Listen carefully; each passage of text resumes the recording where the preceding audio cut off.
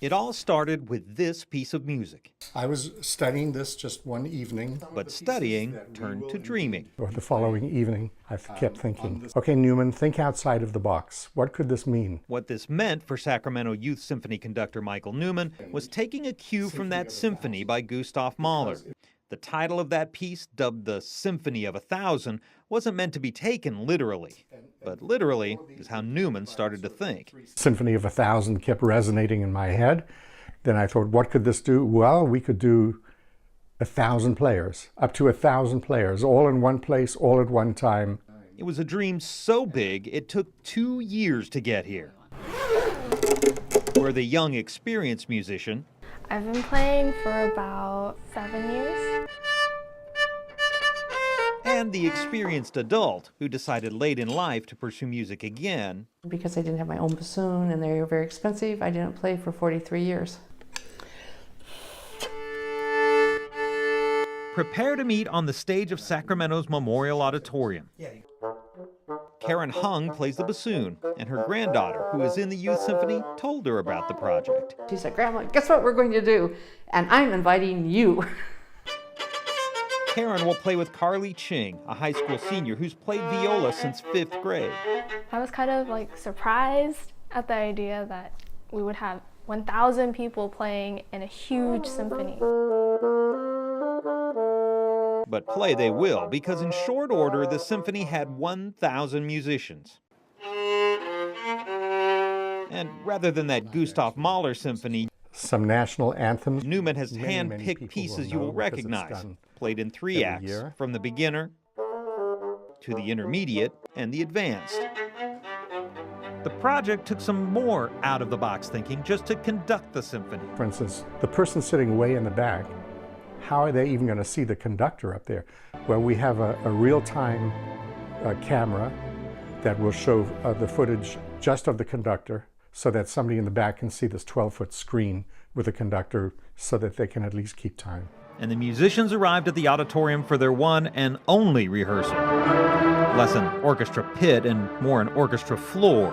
That's going to be some air moving, and it's going to be, like I said, it's an experiment, and it's going to be unfolding minute by minute, and we'll see what happens.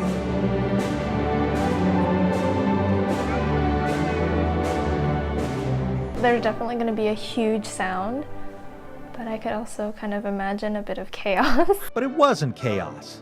It was a community.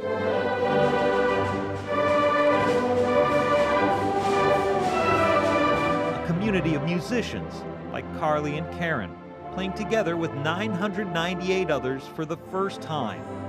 The largest symphony California has ever heard. It was the itch to play again, to see if I can do it. I mean, I'm 68 years old and I'm not getting younger. I'm not a 13-year-old that has my whole life ahead of me, but I still have this enjoyment. And I can give it to others. I mean, people are hearing about it and thinking, this has never been done in this region, to my knowledge. It involves not just professional musicians or even music students, but so it is truly a community-wide event. A community event played by a community of musicians.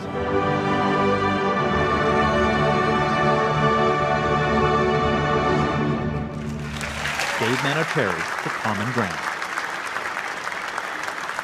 They started popping up on streets in Sacramento's Pocket neighborhood about 6 months ago. It looked like a birdhouse, a big birdhouse. Or a big mailbox. But it was far from a birdhouse or a mailbox. A much more, shall we say, enlightened gift was inside these tiny boxes.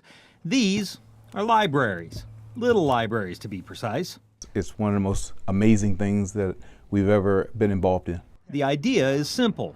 Put one of these little houses in someone's front yard and fill it with books.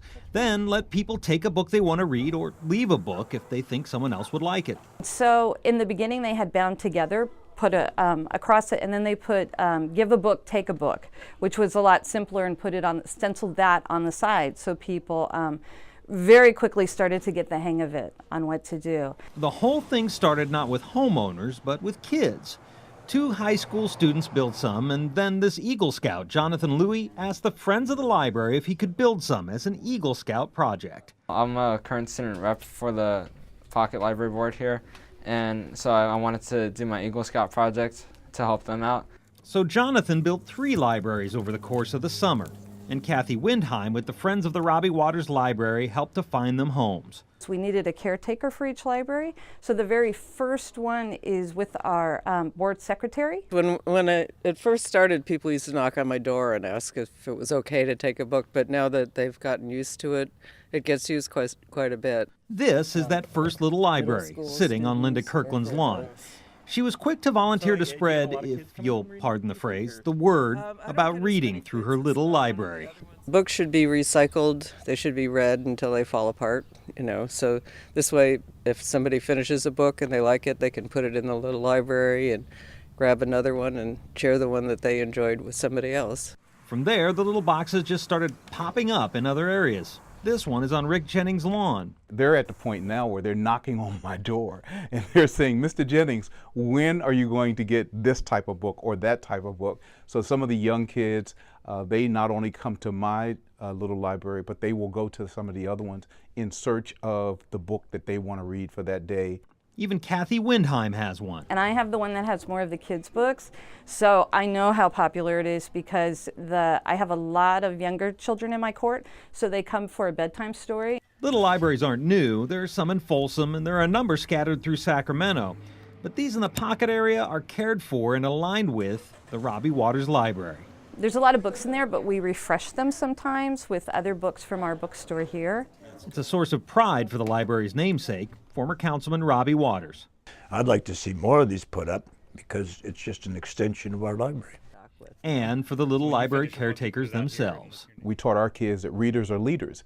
We wanted to make sure that we spread that word out to everyone in our area so that they can learn how important it is to develop an incredible education, be able to travel the world, go anywhere you want just through the love of reading.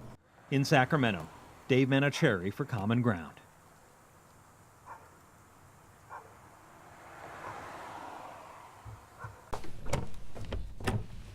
Inside this cabinet, behind these burgundy curtains, lies the most sacred item in Jewish life, the Torah. It contains the books of Moses, Genesis, Exodus, Leviticus, Deuteronomy, and Numbers. It's what other people would refer to as the Bible, but we specifically use the term Torah because Torah means guidance. Meaning these readings are a guide to Jewish life, even today. But unlike the Bible or other texts, you can't just go to the bookstore and get one. A Torah has to be made. So the Torah scroll itself is handwritten, handmade. Every part of it is handmade. It's made from parchment, from a kosher animal. It's written in this very particular way. Particular is an understatement. To make one, a trained scribe has to write it out by hand with a feather quill. This is the feather of a goose, which was crafted into a quill to be used to inscribe a Torah. Inscribing a letter at a time, and there are thousands of letters. 304,805. To be precise. To be precise. If you look at a Torah closely, there are score lines. Julie Seltzer is the scribe in residence at the Contemporary Jewish Museum in San Francisco. She says the rules of writing a Torah are very precise. You can't write from memory. So even if I chanted this particular section at my bat mitzvah and I know it by heart, I still have to look at the written text, and I have to say each word out loud before I write it. It's a long process and expensive.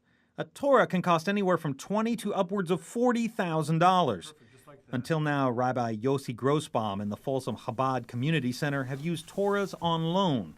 This one we still have, but we're going to have to return it eventually. Other centers have gotten their Torahs made with the help of 1 or 2 major donors.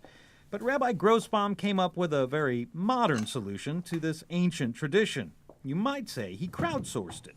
Obviously, it's an expensive undertaking. So members of the local community have contributed to the expense to be able to cover the cost of hiring a scribe. The center posted this message on their website, asking for help from the community to make their own Torah. Because every letter is integral, if one letter is missing, the entire Torah is invalid. So if you participated by contributing even a very small amount, just the value of one letter, for example, that letter is what makes the entire Torah valid. And on April 6th, that process ended. The community center held this celebration with the members writing the last few lines of the Torah, with the help of a scribe, of course. It's a celebration of their faith, an item created in an ancient tradition, but the product was some pretty modern thinking. So this definitely brings everyone together, and everyone feels that they have a part in the Torah. Dave Manocheri for Common Ground.